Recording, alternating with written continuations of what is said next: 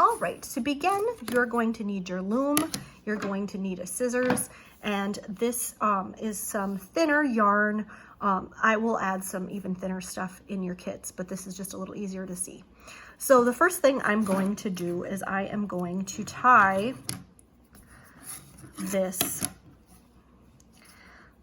yarn onto my loom. So I want to make sure that's kind of tight. So now that I have it tied onto my loom, I'm just gonna cut some of this extra piece off, not too close. I always worry the knot's gonna fall out, but just so it's not in my way. And then what I'm gonna do is I'm gonna kind of find a way to divide this in half. Then I'm gonna make a loop like this, and I'm gonna come up here and make another loop around here. And so what I'm doing is I'm kind of dividing this in half and working my way around on both sides here. So I just keep going like this all the way around.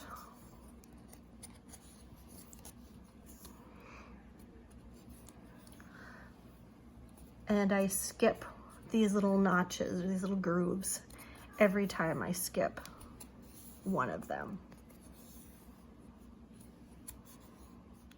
until I've gone all the way around. And so this it skips two right here because this is where it's tied on. But if you look, it does look pretty even here. So what I want to do is I want to make sure that this piece, I don't cut it too short, so I always really overdo it.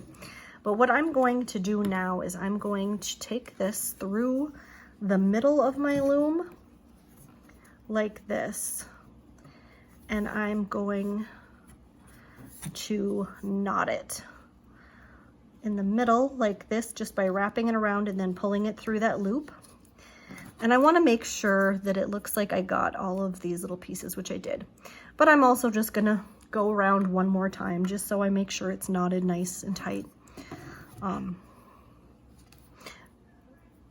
It's better to have it done twice than not to have it done enough. So then when I'm done here, I'm just going to cut some of this little extra piece off, and I have my loom like this, and you can kind of see how it is pretty even all the way around. It's a little bit tight here, but that's just the way I tied it.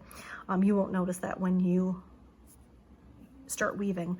One thing you want to just double check as you're going around, that in here you do have an odd number. So if you just start, I can say this is 1, 2, 3, 4, 5, 6, 7, 8, 9, 10, 11, 12, 13, 14, 15, 16, 17, 18, 19, 20, 21, 22, 23, 24, 25, 26, 27, 28, 29, 30, 31, 32, 33, 34, 35. And then this one was 1. So this is an odd number of spokes.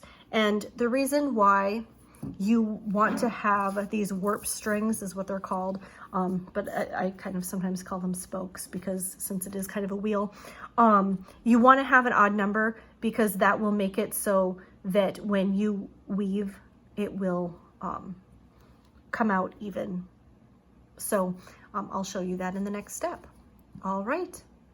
Good luck with your loom. If you need to come back and look at this again, it will be here.